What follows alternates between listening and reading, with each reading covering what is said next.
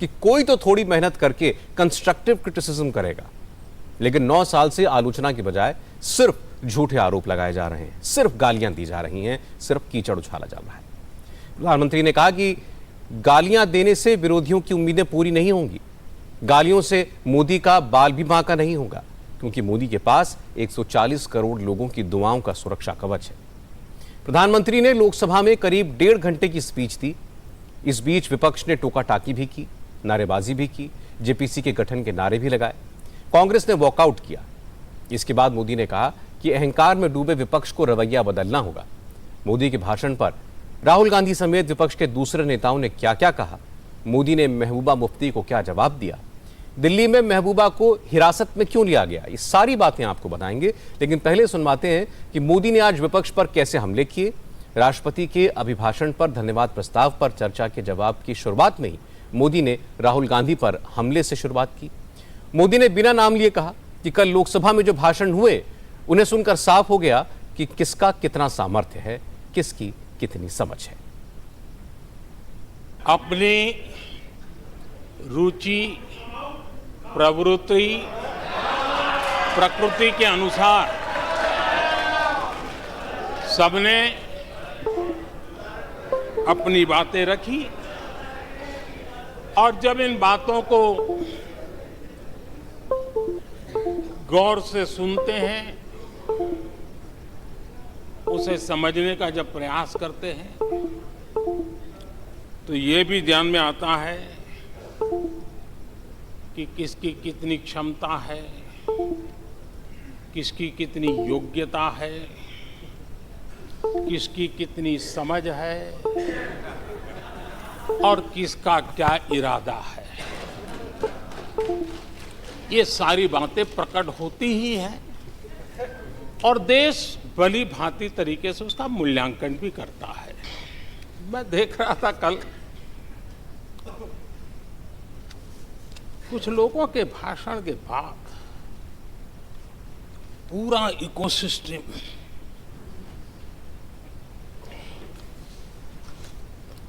समर्थक उछल रहे थे और कुछ लोग तो खुश होकर के कह रहे थे, ये हुई ना बात, बड़ा, शायद नींद भी अच्छी आई होगी,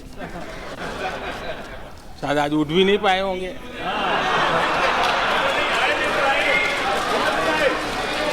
कुछ लोग इस देश की प्रगति को स्वीकार ही नहीं कर पा रहे हैं। उन्हें भारत के लोगों की उपलब्धियां नहीं दिखती है। अरे 140 करोड़ देशवासियों के पुरुषार्थ और प्रयास का परिणाम है, जिसके कारण आज दुनिया में डंका बजना शुरू हुआ है।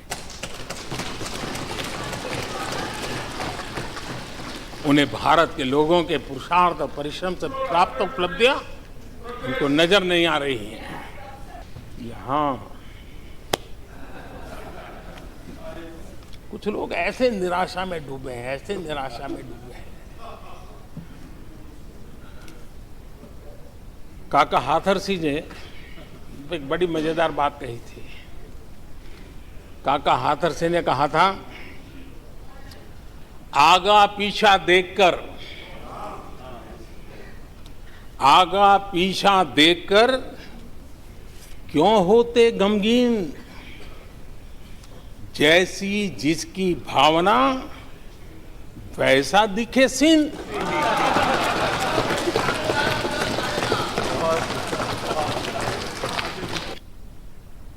इसके बाद मोदी ने कांग्रेस की निराशा के कारण भी बताए।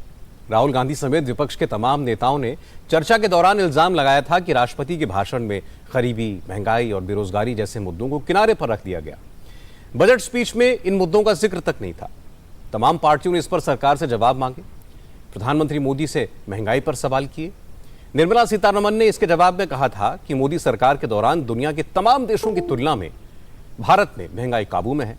मोदी सरकार के कार्यकाल में महंगाई कभी डबल डिजिट में गई नहीं। आज महंगाई पर प्रधानमंत्री ने भी जवाब दिया। मोदी ने कहा कि विपक्ष में निराशा की बड़ी वजह उनकी सरकारों के वक्त में हुए कारनामे हैं। प्रधानमंत्री ने कहा कि जिन लोगों की सरकार के 10 साल के दौरान जबरदस्त महंगाई रही हो, इन्फ्लेशन रेट डबल डिजिट में रहा हो, वो इस बात से परेशान है कि मोदी सरकार ने महंगाई पर काबू कैसे कर रखा है। आखिर ये निराशा भी ऐसे नहीं आई है, इसके पीछे कारण है।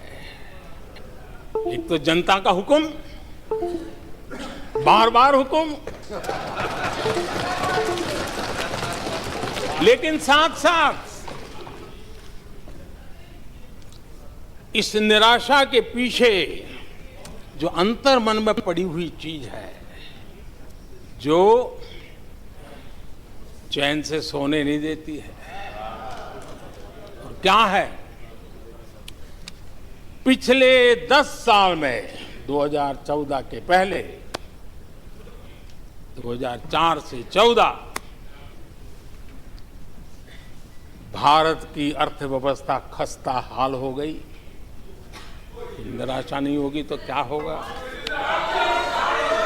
10 साल में महंगाई डबल डिजिट रही, महंगाई डबल डिजिट रही, और इसलिए कुछ अगर अच्छा होता है तो निराशा और उभर करके आती है। प्रधानमंत्री मोदी आज फुल फॉर्म में थे। महंगाई के बाद बेरोजगारी पर आए। राहुल गांधी ने कल अपनी स्पीच में अडानी के अलावा जिस एक इशू को सबसे ज्यादा वक्त दिया था वो बेरोजगारी था। राहुल ने युवाओं को रोजगार न मिलने का आरोप लगाया, अग्निवीर योजना की बात की। आज मोदी ने कहा कि यूपीए की सरकार के दौरान युवाओं को रोजगार नहीं मिलता था, सरकार बस कानून बनाकर अपनी जिम्मेदारी पूरी कर लेती थी। अपनी बात समझाने के लिए मोदी ने आज एक कहानी सुनाई। जिन्होंने बेरोजगारी दूर करने के वादे किए थे,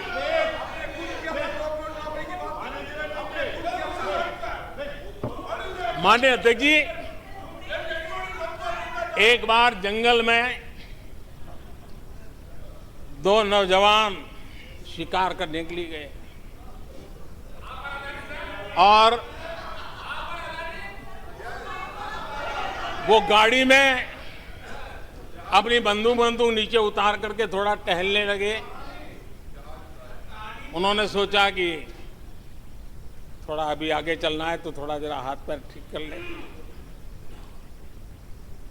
लेकिन गए थे तो बाघ का शिकार करने के लिए, और उन्होंने देखा आगे जाएंगे तो बाघ मिलेगा, लेकिन हुआ ये कि वहीं पर बाघ दिखाई दिया। अभी नीचे उतरे थे, अपनी गाड़ी में बंदूक वहीं पड़ी थी। बाघ दिखा, अब करे क्या? तो उन्हें लाइसेंस दिखाया कि मेरे पास बंदूक का लाइसेंस है।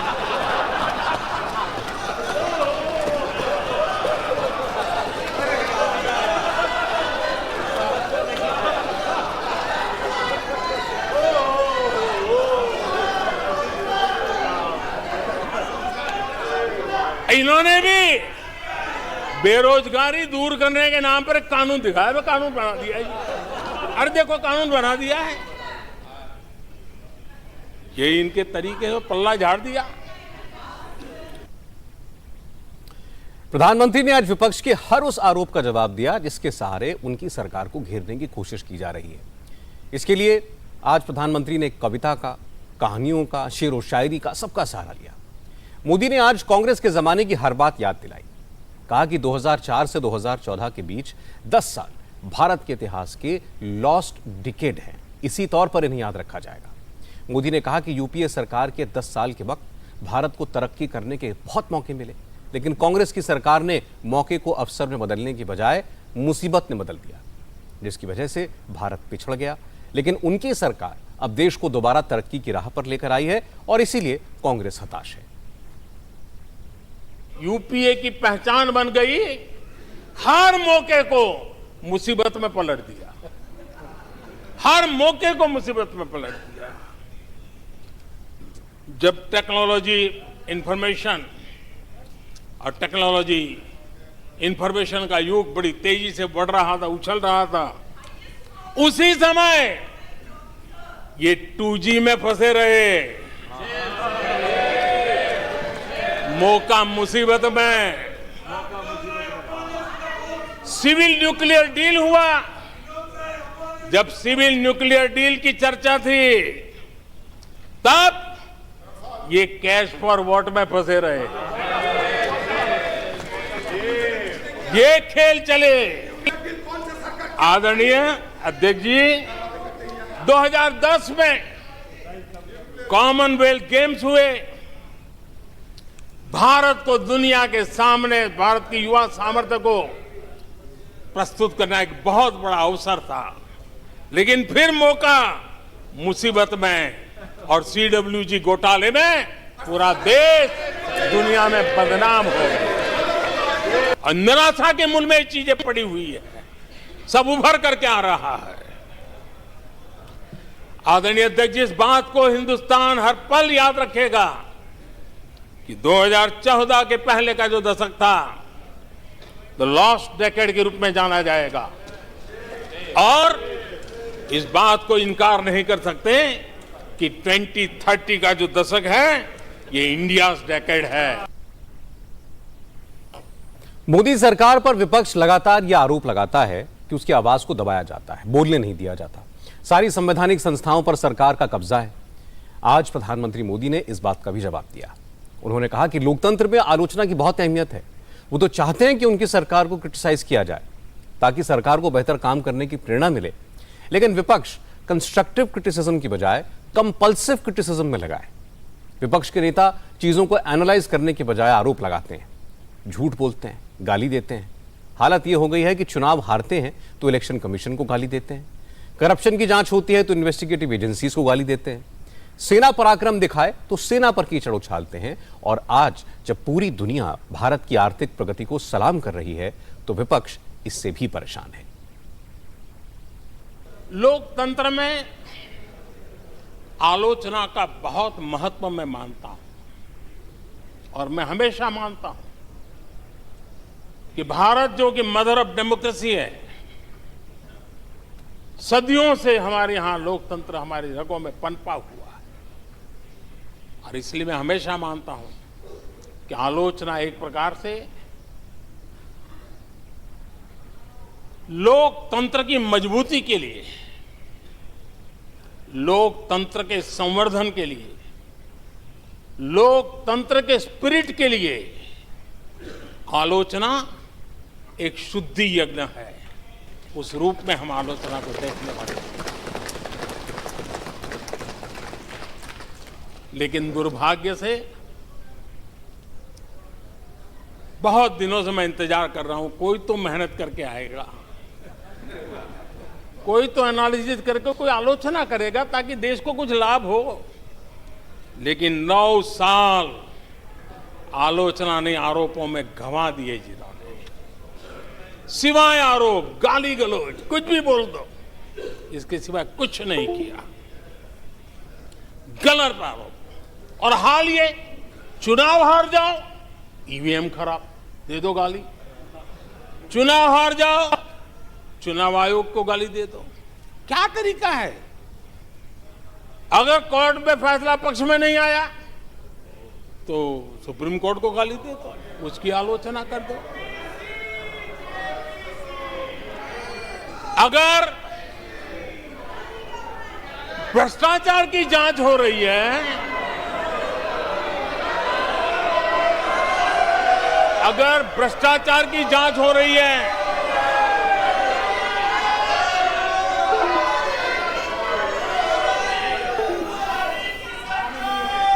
माननीय अध्यक्ष जी, अगर भ्रष्टाचार की जांच हो रही है तो जांच एजेंसियों को गाली दो। अगर सेना पराक्रम करे, सेना अपना शौर्य दिखाए और वो नैरेटिव देश के जन जन के अंदर एक नया विश्वास पैदा करे, तो सेना की आलोचना करो, सेना को गाली दो, सेना पर आरोप करो। कभी आर्थिक देश की प्रगति की खबरें आए, आर्थिक प्रगति की चर्चा हो, विश्व के सारे संस्थान भारत की आर्थिक गौरवगान करे, तो यहां से निकलो, आरबीआई को गाली दो, भारत के आर्थिक संस्थानों को गाली दो। पिछले 9 साल हमने देखा है कुछ लोगों की बैंक्रप्सी को देखा है कि कंस्ट्रक्टिव क्रिटिसिज्म की जगह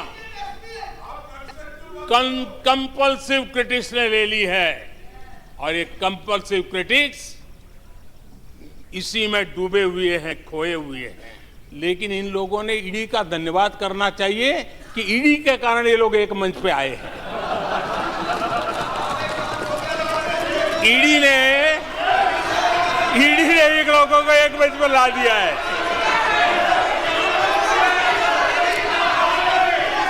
और इसलिए जो काम देश के मतदाता नहीं कर पाए,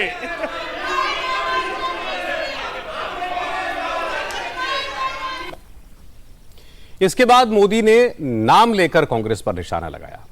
उन्होंने कहा कि कांग्रेस के लोग हार्वर्ड यूनिवर्सिटी की बहुत बातें करते हैं, बार बार हार्वर्ड यूनिवर्सिटी के एग्जाम्पल देते हैं।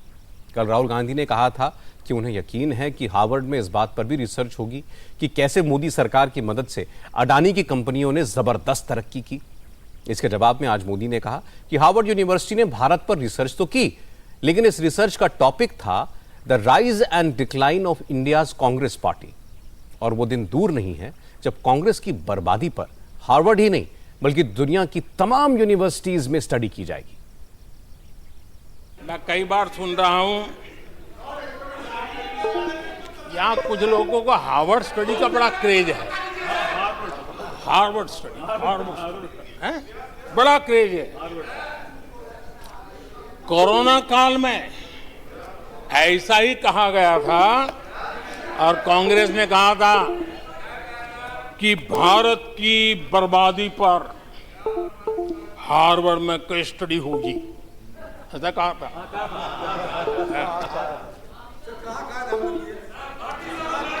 और कल फिर सदन में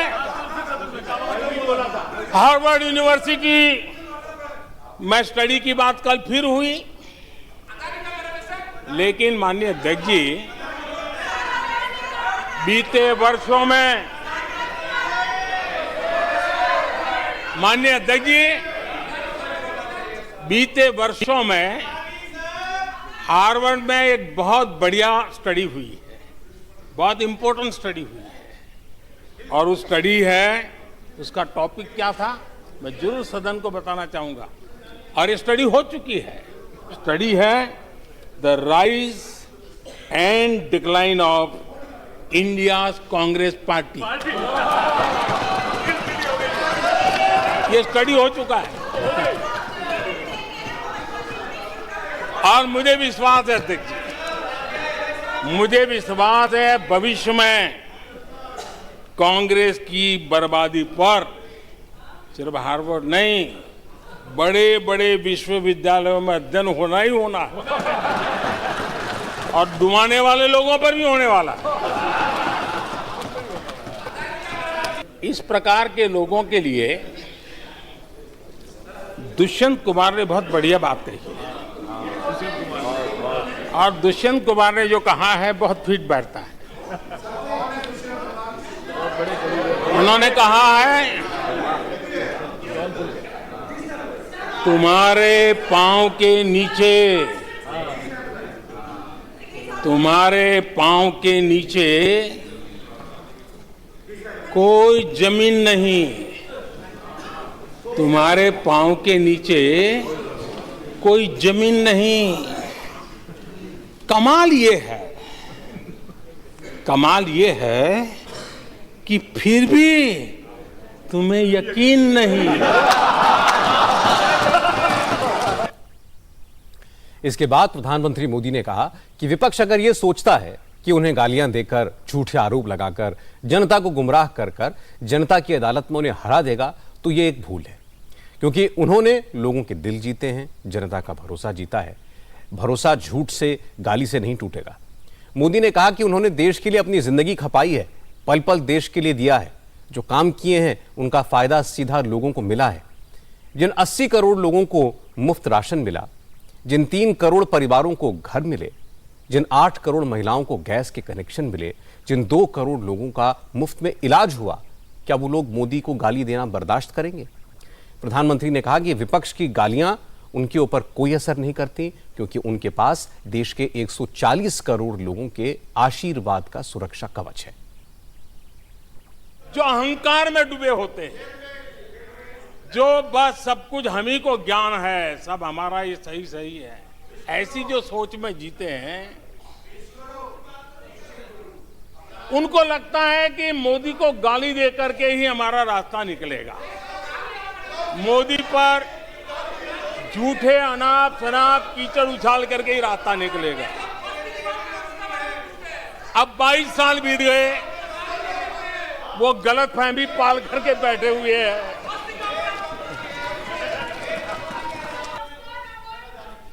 मोदी पे भरोसा अखबार की सुर्खियों से पैदा नहीं हुआ है। मोदी पे ये भरोसा टीवी पर चमकते चेहरों से नहीं हुआ है।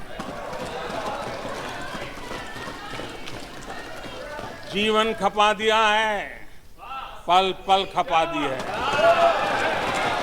देश के लोगों के लिए खपा दी है, देश के उज्जवल भविष्य के लिए खपा दी है।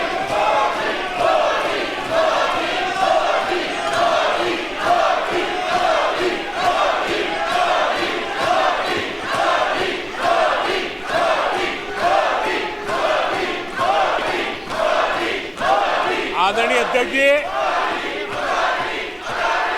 आदरणीय अध्यक्ष जी,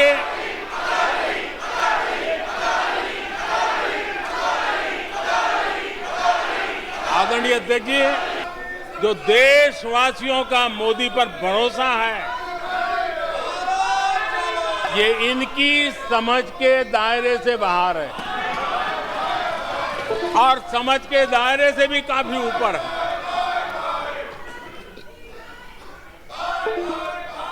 क्या ये झूठे आरोप लगाने वालों पर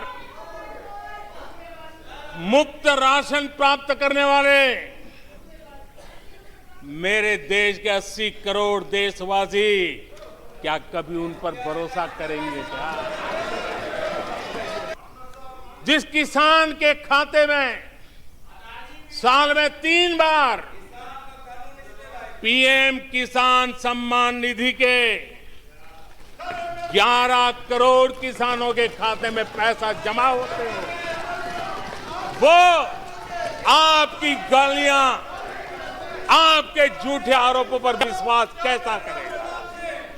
आदरणीय अध्यक्ष जी, जो कल फुटपाथ पर जिंदगी जीने के लिए मजबूर था, जो झुग्गी झोपड़ी में जिंदगी बसर करता था, ऐसे 3 करोड़ से ज्यादा लोगों को पक्के घर मिले हैं।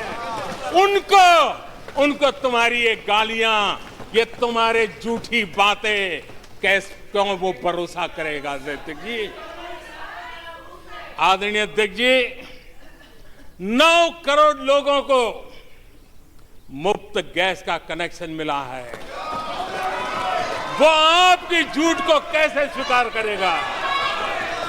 11 करोड़ बहनों को इज्जत घर मिला है, शौचालय मिला है, वो आपके झूठ को कैसे स्वीकार करेगा? आदरणीय अध्यक्ष जी, आजादी के 75 साल बीत गए, 8 करोड़ परिवारों को आज नल से जल मिला है, वो माताएं तुम्हारे झूठ को कैसे स्वीकार करेगी? तुम्हारी गलतियों को, गालियों को कैसे स्वीकार करेगी? आयुष्मान भारत योजना, आयुष्मान भारत योजना से 2 करोड़ परिवारों को मदद पहुंची है, जिंदगी बच गई है उनकी। मुसीबत के समय मोदी काम आया है, तुम्हारी गालियां को वो कैसे स्वीकार करेगा? आपकी गालियों को, आपके आरोपों को इन कोटि कोटि भारतीयों से होकर के गुजरना पड़ेगा, जिनको दशकों तक मुसीबतें में जिंदगी जीने के लिए तुमने मजबूर किया। आदरणीय अध्यक्ष जी, कुछ लोग अपने लिए, अपने परिवार के लिए बहुत कुछ तबाह करने पर लगे हुए हैं। अपने लिए, अपने परिवार के लिए जी रहे हैं। मोदी तो 25 करोड़ देशवासियों के परिवार का सदस्य है। आदरणीय अध्यक्ष जी, 140 करोड़ देशवासियों के आशीर्वाद, ये मेरा सबसे बड़ा सुरक्षा कवच है। और गालियों के शस्त्र से, झूठ के शस्त्रास्त्रों से इस सुरक्षा कवच को कभी तुम भेद नहीं सकते हो। वो विश्वास का सुरक्षा कवच है। जो लोग सपने लेकर के बैठे हैं कि कभी यहां बैठते थे, फिर कभी मौका मिलेगा, ऐसे लोग जरा 50 बार सोचें। अपने तौर तरीकों पर जरा पुनर्विचार करें। लोकतंत्र में आपको भी आत्मचिंतन करने की आवश्यकता है। चूंकि राहुल गांधी ने अडानी का नाम लेकर प्रधानमंत्री मोदी पर संगीन इल्जाम लगाए थे, कहा था कि मोदी विदेश दौरों पर अडानी को अपने साथ ले जाते हैं, दूसरे देशों पर दबाव डालकर अडानी की कंपनियों को ठेके दिलवाते हैं। मोदी ने अडानी का नाम तो नहीं लिया, लेकिन सधे अंदाज में जवाब दे दिया। प्रधानमंत्री ने कहा कि विपक्ष पहले तो यह तय कर ले कि वो कहना क्या चाहता है। राहुल गांधी का नाम लिए बगैर मोदी ने कहा कि कुछ लोगों को यही समझ नहीं आता कि वो कह क्या रहे हैं, वो विरोधाभासी बातें करते हैं। पहले कहा करते थे दुनिया में कोई भारत की बात सुनता नहीं, दुनिया भर में भारत की स्थिति कमजोर हो रही है। और ऐसे आरोप लगाने वाले लोग अब कह रहे हैं कि मोदी सरकार इतनी मजबूत हो गई है कि वो विदेशी सरकारों पर दबाव डालकर काम करवाती है। मोदी ने कहा कि जो लोग कहते हैं कि HAL को सरकार ने कमजोर कर दिया, अब वही HAL सैकड़ों हेलीकॉप्टर्स और तेजस फाइटर जेट्स बनाकर दुनिया भर में सप्लाई कर रहा है। बिना सर पैर की बातें करने के आदी होने के कारण उनको यह भी याद नहीं रहता है कि वो खुद का कितना कॉन्ट्राडिक्शन कहते हैं। कभी एक बात, कभी दूसरी बात, कभी एक तरफ, कभी दूसरी तरफ। हो सकता है वो आत्मचिंतन करके खुद के अंदर जो विरोधाभास है उसको भी तो ठीक करेंगे। अब 2014 से ये लगातार कोस रहे हैं, हर मौके पर कोस रहे हैं, भारत कमजोर हो रहा है, भारत की कोई सुनने को तैयार नहीं है, भारत की दुनिया में कोई वजूद नहीं रहा, न जाने क्या क्या कहा। और अब क्या कह रहे हैं? अब कह रहे हैं कि भारत इतना मजबूत हो गया है कि दूसरे देशों को दबकाकर फैसले करवा रहा है।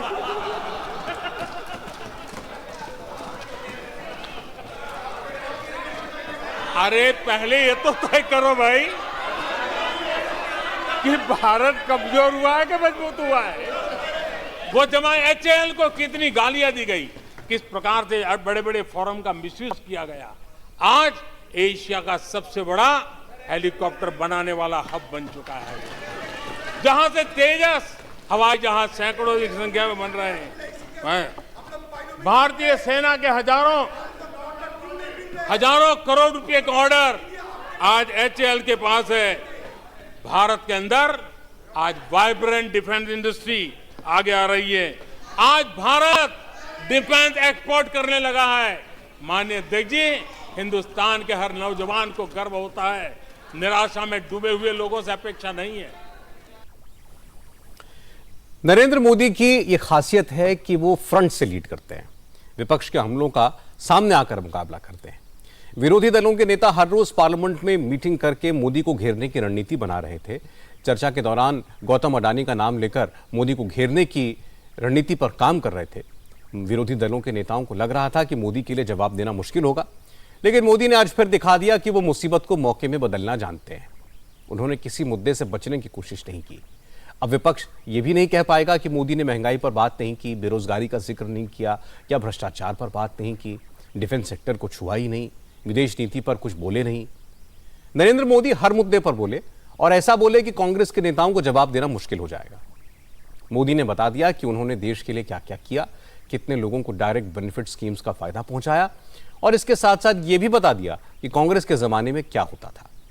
मोदी के हमलों से परेशान होकर कांग्रेस ने तो स्पीच के बीच में वॉकआउट कर दिया, लेकिन जब शशि थरूर कांग्रेस के दूसरे एमपीज के साथ सदन से बाहर नहीं गए तो मोदी ने उन्हें थैंक यू भी कहा। मोदी के जवाब के बाद कांग्रेस के नेताओं के पास जवाब देने के लिए कुछ ज्यादा बचा नहीं था।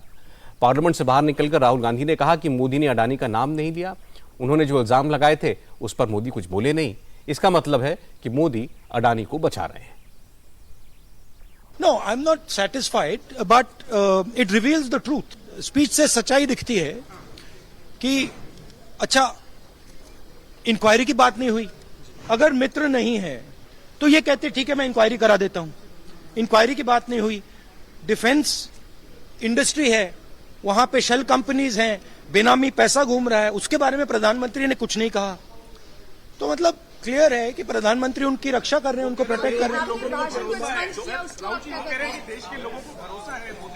हाँ, नहीं वो तो ठीक है। मतलब मेरा कहना है कि ये नेशनल सिक्योरिटी का मामला है, हिंदुस्तान के इंफ्रास्ट्रक्चर का मामला है। प्रधानमंत्री को ये कह देना चाहिए ठीक है हम इंक्वायरी करेंगे, चेक कराएंगे क्या है इसमें, बहुत बड़ा घपला है, मगर वो भी नहीं बोला।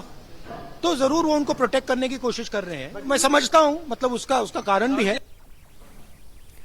राहुल गांधी ने कल जो स्पीच दी थी उसमें 90% हिस्सा सिर्फ अडानी सेंट्रिक था। राहुल ये भूल गए थे कि चर्चा राष्ट्रपति के अभिभाषण पर होनी थी, लेकिन राहुल जो एजेंडा लेकर आए थे उस पर कायम रहे। जो उनके मन में आया इल्जाम लगाया। कल सदन में यह मांग भी हुई कि राहुल जो कह रहे हैं उसे ऑथेंटिकेट करें, साबित करें। राहुल ने यह नहीं किया। आज राहुल गांधी की स्पीच के कुछ हिस्से रिकॉर्ड से हटा दिए गए। कांग्रेस के नेताओं ने इसका भी विरोध किया। अब तक राहुल गांधी नरेंद्र मोदी से जवाब मांग रहे थे, लेकिन बीजेपी के एमपी निशिकांत दुबे ने प्रिविलेज नोटिस दे दिया।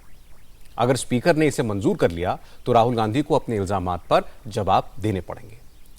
कल राहुल गांधी ने अपनी स्पीच की शुरुआत भारत जोड़ो यात्रा से की थी। कश्मीर का जिक्र किया था।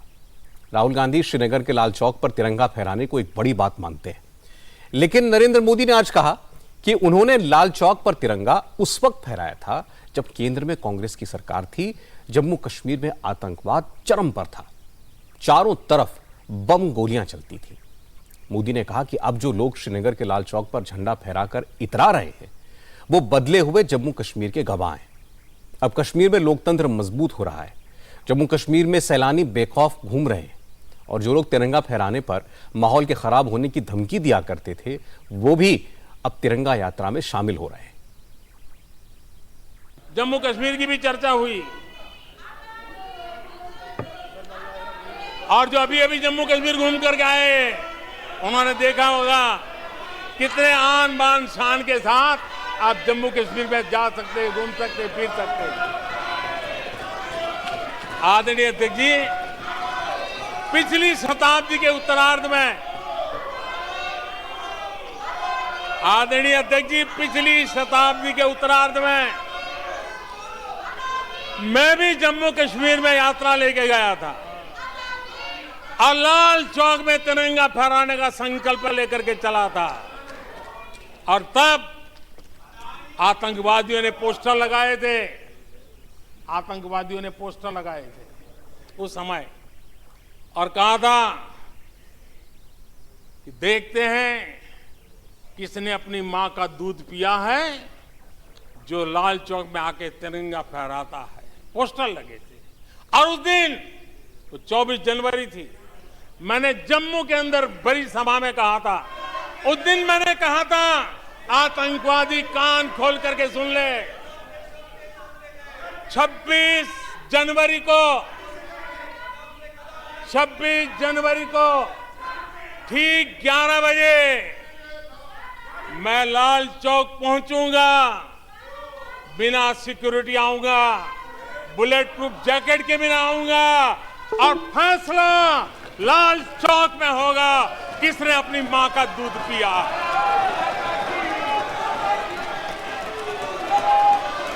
वो समय था। आज जो शांति आई है, आज चैन से जा सकते हैं, सैकड़ों की तादाद में जा सकते हैं। ये माहौल और पर्यटन की दुनिया में कई दशकों के बाद सारे रिकॉर्ड जम्मू कश्मीर ने तोड़े हैं। आज जम्मू कश्मीर में लोकतंत्र का उत्सव मनाया जा रहा है। आदरणीय अध्यक्ष जी, आज जम्मू कश्मीर में हर घर तिरंगा का सफल कार्यक्रम होते हैं। मुझे खुशी है, कुछ लोग हैं जो कभी कहते थे तिरंगे से शांति बिगड़ने का खतरा लगता था। कुछ लोगों को ऐसा कहते थे कि तिरंगे से जम्मू कश्मीर में शांति बिगड़ने का खतरा लगता था। वक्त देखिए, वक्त का मजा देखिए, अब वो भी तिरंगा यात्रा में शरीक हो रहे हैं।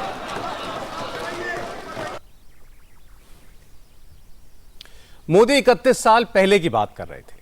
24 जनवरी 1992 की याद दिला रहे थे। 1992 में नरेंद्र मोदी मुरली मनोहर जोशी के साथ तिरंगा यात्रा लेकर श्रीनगर गए थे। उस वक्त कश्मीर में आतंकवाद चरम पर था। आतंकवादियों ने धमकी भरे पोस्टर लगाए थे जिनमें लिखा था कि जिसने मां का दूध पिया हो वो श्रीनगर के लाल चौक पर तिरंगा फहराकर दिखाए। और जवाब में नरेंद्र मोदी ने उस वक्त कहा था कि जिसने मां का दूध पिया हो वो लाल चौक पर तिरंगा फहराने से रोक कर दिखाए।